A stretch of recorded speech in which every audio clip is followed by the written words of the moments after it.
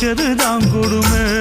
என்ன கண்ணால் கிள்ளுற கையால் அழுற காயம் பண்ணுறியே. வண்டியில மாமன் பொண்ணு ஓட்டுறவன் செல்ல கண்ணு. எங்க விட்டு ராணி வாரா எல்லாம் வந்து பார்த்துக்குங்க.